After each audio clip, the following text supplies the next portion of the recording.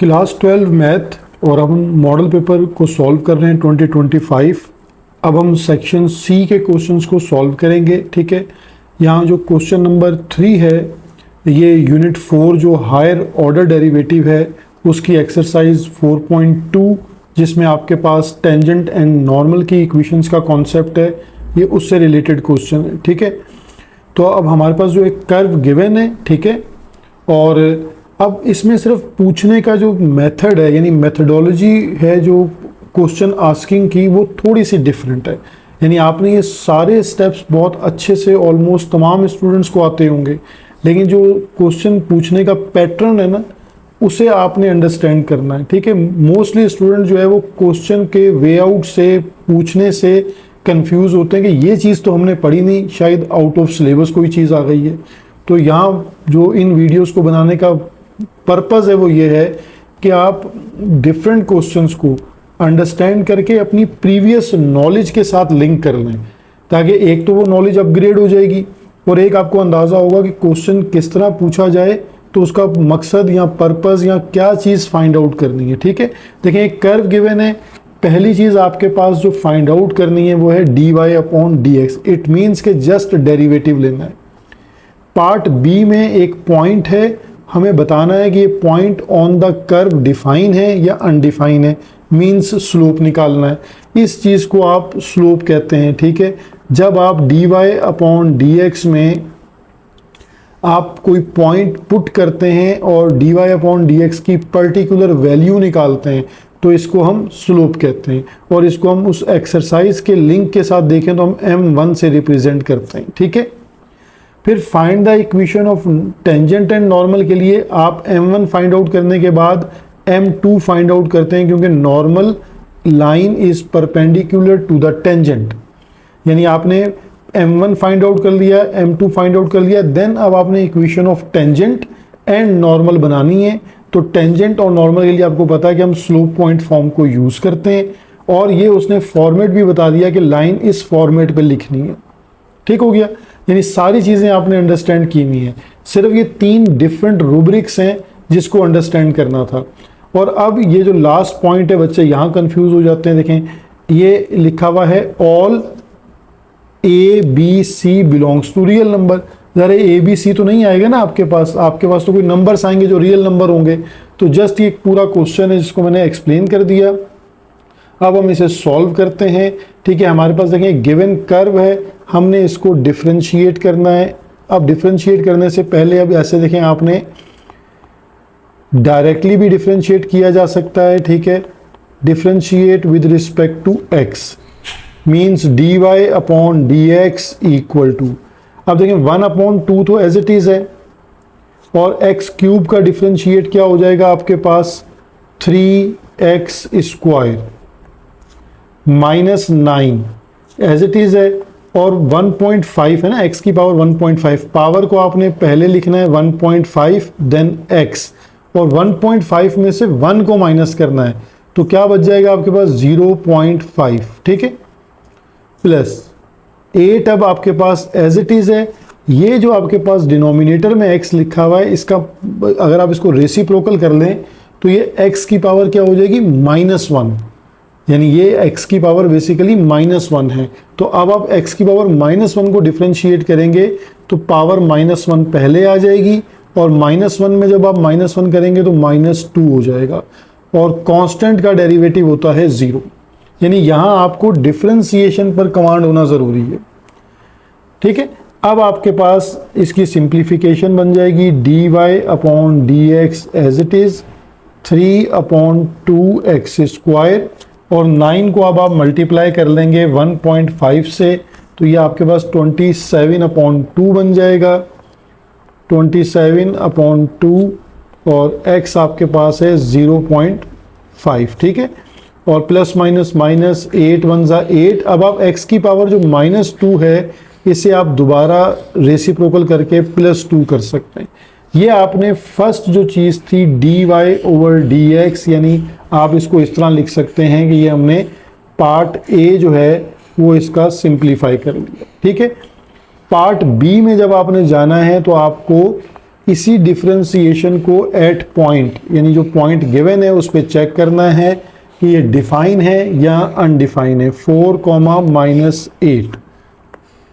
तो अब आप dy अपॉन डी एक्स में, यानी dy अपॉन डी एक्स में जब आप ये पॉइंट पुट करेंगे, इसी को हम स्लोप कहते थे, ठीक है। और अब हम इसको स्लोप ही से डिक्लेयर करेंगे एट, इसको चेक करें 4, पर 3/2 एज इट इज।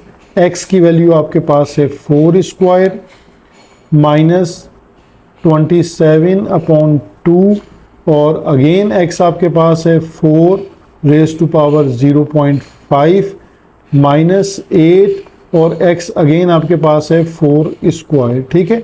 अब हम इसको सिंप्लीफाई करते हैं और देखते हैं कि हमारे पास क्या वैल्यू बनती है। इस स्लोप को हम m1 से रिप्रेजेंट करते हैं, ठीक है। ये स्लोप ऑफ टेंजेंट कहलाता है। तो ये 3/2 है और मल्टीप्लाई बाय 16, ठीक है। तो हम इसको डायरेक्टली सॉल्व कर लेते हैं, 3 × 16 और देन डिवाइडेड बाय 2। तो ये हमारे पास आता है 24 माइनस, अब हम नेक्स्ट टर्म को जो है वो सिंप्लीफाई कर लेते हैं। हमारे पास है 27/2 और मल्टीप्लाई है हमारे पास 4 और उसकी पावर है हमारे पास 0.5, ठीक है।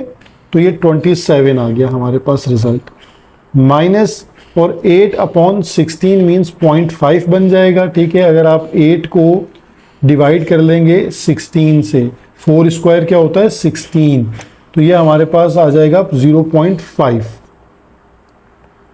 अब हम इसको सिंप्लीफाई कर लेते हैं, तो हमारे पास m1 का जो आंसर है वो देखते हैं क्या बन जाएगा। 24 माइनस 27 माइनस 0.5, ठीक है। तो ये -7/2 जो है हमारे पास m1 स्लोप आ गया। ये डिफाइन है, एक तो ये चीज़ आपके पास यहाँ आ गई। दूसरा, हम इसको m1 को किससे रिप्रेजेंट करते हैं, ये है स्लोप ऑफ टेंजेंट, ठीक है। ये हमने फाइंड आउट कर लिया। अब हमें यहीं पर इस पॉइंट में एक चीज़ ऐड कर देनी है, स्लोप ऑफ नॉर्मल को फाइंड आउट करना है, ठीक है। तो स्लोप ऑफ नॉर्मल जो है वो आप स्लोप की कंडीशन से फाइंड आउट करते हैं और स्लोप की कंडीशन है m1 multiply by m2 equal to -1। आप इस तरह याद कर लें या इसी कंडीशन को हम इस तरह लिख सकते हैं, क्योंकि हमें m2 फाइंड आउट करना है। स्लोप ऑफ नॉर्मल को हम m2 से रिप्रेजेंट करते हैं, तो ये हमारे पास आ जाएगा -1/m1।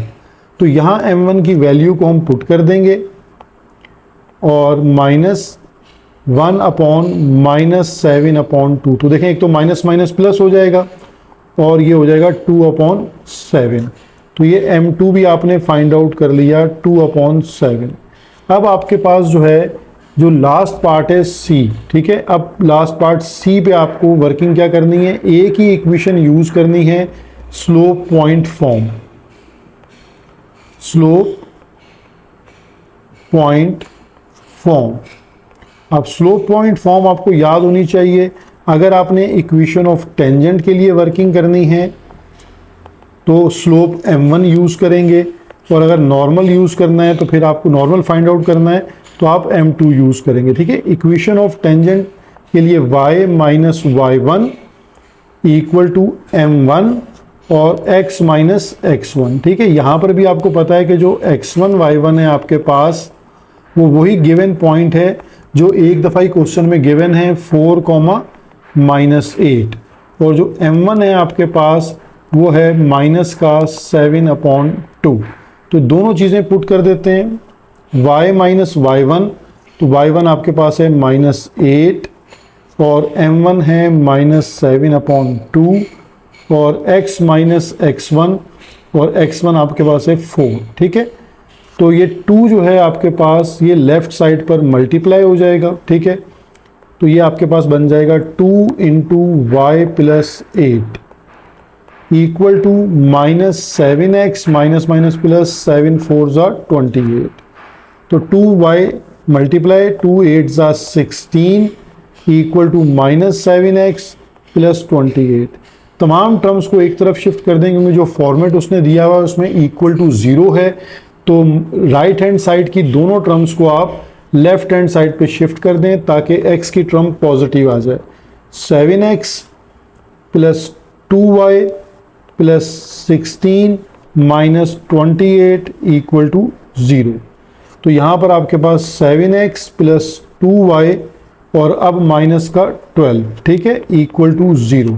ये हमने इक्वेशन ऑफ टेंजेंट जो हमारी पहली रिक्वायरमेंट थी वो हमने फाइंड आउट कर ली। अब सेम कंडीशन है इक्वेशन ऑफ नॉर्मल के लिए। आपने बस स्टेप्स को जहन में बिठाना है कि स्टेप आपको कैसे करने हैं ताकि उसमें एक ऑर्डर नज़र आ रहा हो, ठीक है, और चेकर को आसानी होती है कि वो रूब्रिक्स को आप स्टूडेंट जो है वो मीट कर रहे हैं, ठीक है।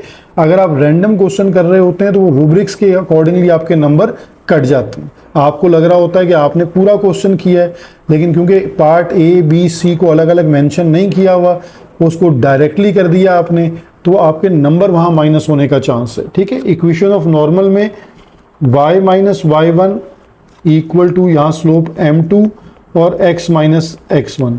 अब देखें आप m2 स्लोप फाइंड आउट कर चुके हैं, वो m2 स्लोप हमारे पास जो है वो 2/7 है, और सेम x1 और y1 जो पॉइंट है ये गिवन पॉइंट है 4,-8।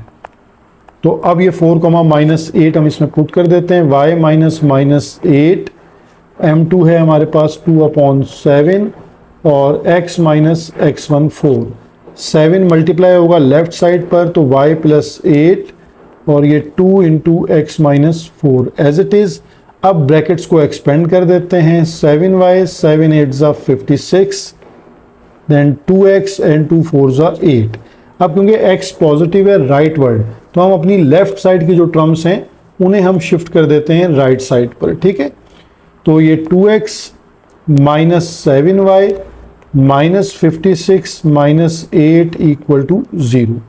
तो 2x माइनस 7y माइनस 56 और माइनस 8 हमारे पास हो जाएगा माइनस 64 इक्वल टू 0। तो ये हमारे पास इक्वेशन ऑफ नॉर्मल भी आ गई। तो ये क्वेश्चन आप देख लीजिए कि 8 नंबर में एक इजी क्वेश्चन आपको मिल जाता है अगर आपने क्वेश्चन को टाइमली अंडरस्टैंड कर लिया।